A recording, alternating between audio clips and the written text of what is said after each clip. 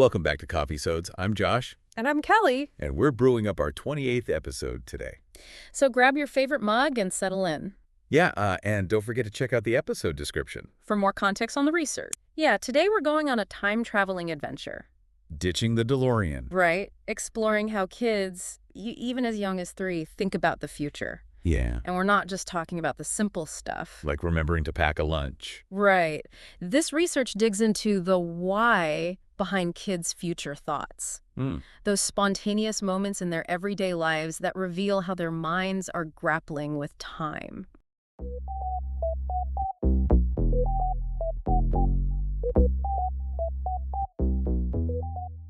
Any parent can tell you Oh, yeah. that their kid asks about what's for dinner Constantly. approximately 500 times a day. Exactly. But this isn't just about a craving for chicken nuggets. The researchers actually had parents of 3- and 4-year-olds And 6- and 7-year-olds. track their kids' future-oriented statements and actions for a whole week. It's a fascinating approach. Wow. Because it moves beyond the typical lab setting. Okay, Like yeah. those experiments where a child has to choose a tool to solve a problem later on. Like the spoon test. Yeah, the classic spoon test. Right. While those tests are helpful, Sure. they only give us a limited snapshot of how kids think about the future. I see. This study, on the other hand, captures the richness and variety of kids' future thoughts as they occur naturally in their daily lives. Hold on. Can we back up for a second? Sure. For those of us who don't spend our days analyzing tiny humans, Okay. what exactly is this spoon test? Oh, good point. Oh, Imagine a kid is presented with a locked box, okay. but doesn't have the key. Mm-hmm. Then, a bit later, Yeah. they're given a bunch of tools, Including the key. including the key, yeah. Okay. If they remember that they needed the key and pick it out, Right. it's seen as a sign they're developing future-oriented thinking. It usually happens around age 4, but as you said, there's so much more to how kids think about time Right. than just passing a test. Okay, so back to the study. Right. They followed these kids around for a week. Yeah. And what did they find? Well, over 200 instances of kids thinking about the future were recorded. Wow. And it wasn't just about immediate wants. Okay. They uncovered 4 main themes, or whys, behind these future thoughts. Okay. It really paints a much more detailed picture than we've had before. Okay, now I'm intrigued. Right? Let's dive into those 4 whys. Okay, let's do it. What's the first one? The first theme is expressing future desires and bound-or intentions. And this goes beyond simply stating, I want. Okay. Imagine a child passing an arcade Uh-huh. and excitedly declaring, when I'm a daddy, I'm going to live beside the arcade and go there every day with my kids. They're not just saying and they want to go to the arcade. Right. They're painting a whole future scenario. Wow, that's some serious future planning. Yeah.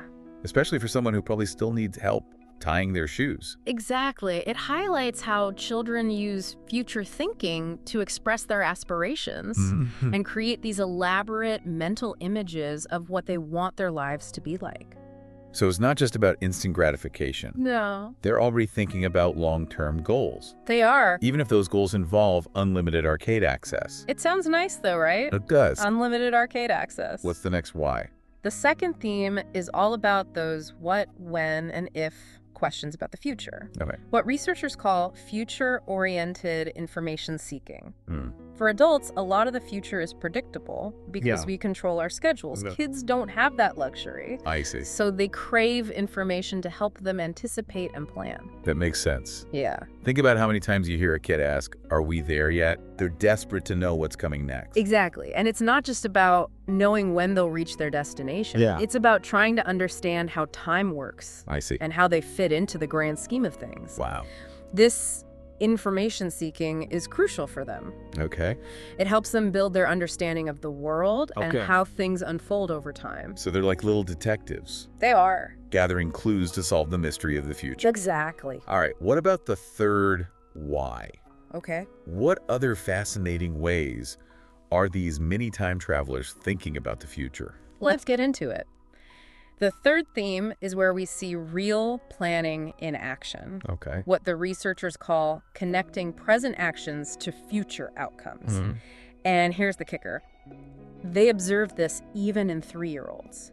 Wow. It might be something like a child grabbing toys for themselves and a sibling to play with later in the car. Oh. They're thinking ahead and making choices now based on what they want for the future. You know, that reminds me of my niece. Oh, yeah. She'll hide toys specifically to surprise her brother later. Oh, that's great. It's like she's already winning a four-dimensional chess game in her head. That's a perfect example. It shows they're not just passively waiting for the future to happen. Right. They're actively trying to shape it. And it highlights how their understanding of cause and effect is developing. They're starting to grasp that their actions in the present can have consequences, Right. both positive and negative, in the future. It's amazing to think that such young minds are already capable of that level of strategic thinking. It really is. Okay, we've got one more why to uncover. We do. What's the final piece of this future thinking puzzle? The fourth theme, though, less common in the study, is fascinating. Okay. It's called predicting future mental and physiological states, where kids consider how they or others might feel in the future. A child might say they'll be too excited to sleep in on their birthday. Right. So they'll probably wake up early. So they're not just thinking about what they'll do in the future, Exactly. but how they'll feel. Right. That's a Yeah. whole other level of complexity. Exactly. It suggests that even young children are developing a sense of their own emotional trajectory over time. I see. They can anticipate how their feelings might change in different situations and how those feelings might influence their behavior. Okay. It's like they're starting to build an emotional roadmap for navigating the future. It makes you wonder if we sometimes underestimate just how much is going on in those little heads. All the time. You know, one thing that really stood out to me from this research was the finding that most of the future thinking instances they observed were statements, not actions. Kids are telling us about the future more than they're showing it through their behavior. Huh. What do you make of that? That's a really interesting observation. It could mean we've been so focused on observing kids' actions that we haven't fully appreciated how much they're thinking and talking about the future. Language might be an even more powerful tool for them to explore and make sense of time than we realize. And I bet a lot of that talk is directed at parents, right? Absolutely. Kids are constantly asking their parents questions, trying to get a handle on what's coming next, Right. and seeking reassurance about the uncertainties of the future. Of course. Yeah. You're absolutely right. Okay. The study found that a huge chunk of the kids' future talk was aimed at their parents. It makes sense developmentally because kids rely on adults to help them understand and navigate the world, especially when it comes to the unknown. Makes sense. They're looking to us for guidance information and a sense of security. It's like they're saying, hey, grown-ups, you've been there, done that, give me the inside scoop on the future. But if kids are so reliant on adults to shape their understanding of the future, what does that mean for us as parents, caregivers, and educators? How can we best support them in developing their own sense of agency and control over time? That's a fantastic question. Yeah. And it's one that has important implications for how we interact with children. Okay. We need to create environments and interactions that encourage them to think ahead, plan, and take ownership of their future. So instead of just telling them what's going to happen, Yeah, we should involve them in the process of figuring it out. exactly. We can ask them questions like, what do you think we need to do to get ready for that event? Or what would you like to bring with you? Giving them choices and opportunities to make decisions, Right. even small ones, Yeah. can help them feel more empowered and in control of their future experiences. I love that. It's like we're helping them build their own mental time-traveling toolkits, I like that. equipping them with the skills and confidence to navigate the complexities of time. Yeah.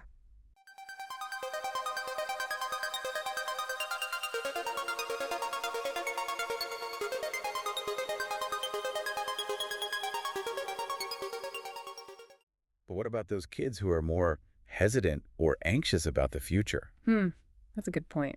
How can we support them in a way that feels safe and reassuring? That's a great point. Yeah. For children who might be apprehensive about the unknown, Right. it's crucial to provide a sense of predictability and routine. Okay. Visual aids like calendars or schedules can be incredibly helpful. Talking through upcoming events in a calm and positive way Focusing on the fun or exciting aspects can also make a big difference. Right. It's about creating a sense of safety and predictability within the flow of time. It's almost like we're creating a time travel map for them. I like it. So they can see where they are in time and what's coming up ahead without feeling overwhelmed by the uncertainty. Exactly. And remember, every child is different. Oh, for sure. Some kids are natural planners, Yes. while others might need more support and encouragement. Absolutely. The key is to pay attention to their individual needs Yeah. and adjust our approach accordingly. That's the key. This is all giving me a whole new perspective on how I interact with my nieces and nephews. I used to just try to keep them entertained in the moment, but now I see how important it is to help them understand and engage with the concept of time. Right. What do you think are some other key takeaways from this research that we should highlight for our listeners?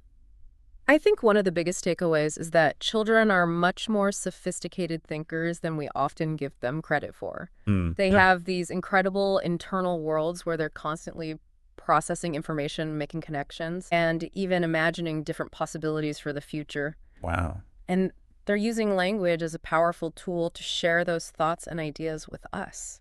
So the next time you're interacting with a child, really listen to what they're saying, Okay. especially when they're talking about the future. You might be surprised by their insights and perspectives. It's like we're getting a window into the development of their consciousness. Yes. Their sense of self across time. Exactly. But something that struck me in the research was the idea that while kids may have these vivid ideas about the future, they often lack the autonomy and resources to actually act on those thoughts. Right. They depend on adults to help them bridge the gap between their present actions and their desired future outcomes. You're absolutely right. That's Okay. a crucial point. Yeah. We can't just leave them stranded in the present, yearning for a future they can't quite reach. Right. We need to provide them with opportunities to make choices, take initiative, and experience the satisfaction of seeing their plans come to fruition. This brings to mind a fascinating example from the study. Oh, yeah. One child who was only 4 years old expressed a desire to make s'mores on the first day he became a dad. Oh. Now, obviously, that's a long way off. Yeah. But the researchers pointed out that this statement wasn't just about wanting s'mores. It was about expressing a desire for the kind of autonomy and freedom that comes with adulthood. What's fascinating is that the child even acknowledged the time gap, saying, when I'm a daddy, Yeah? it highlights their awareness that there are things they can't do now, but hope to do in the future. And it reinforces the importance of supporting them in their journey towards greater independence. So as adults, we have a responsibility to create environments that foster that sense of agency and empower children to become active participants in shaping their future. Absolutely. We can involve them in age-appropriate planning activities. Okay. Give them choices within reasonable boundaries. Yeah. And encourage them to take initiative in areas that interest them. Every step they take towards greater independence is a victory worth acknowledging. Absolutely. I love that. Yeah. It's a beautiful way to think about our role in supporting children's development. It is. And it ties in perfectly with the key question that this research poses. How can we best equip these young time travelers for the adventures that lie ahead? That's a question worth pondering. And it's one that we'll continue to explore in our future deep dives. Right. What really stuck with me was the idea that every time a kid talks about the future, we're getting a glimpse into their developing minds. Yeah. They might be telling us more than we realize. Absolutely. Pay attention to the context. Right. The emotions behind their words, the questions they're asking. It's a window into their hopes, their fears, and their growing understanding of time. And speaking of understanding, Yeah. before we finish our coffee, I think there's one more thought-provoking question to leave our listeners with. Oh, I like where you're going with this. Yeah. We've established that kids rely on adults to help them navigate the future. Right. So I'm curious, what kind of environments or interactions do you think we can create to foster that sense of, I can plan and make things happen? It's not just about understanding their thinking. Right. It's about empowering them to shape their own futures. That's such a great point to end on. Yeah. We can all play a role in nurturing that sense of agency in children. And who knows, maybe in doing so, we'll learn a thing or two about time travel ourselves. Thanks for joining us on this deep dive into the world of children's future thinking. Yes. Thanks for listening. We'll be back next time with another fascinating Coffeesode, exploring a new topic and brewing up some fresh insights. Sounds good. Until then, keep those coffee cups full and those minds curious.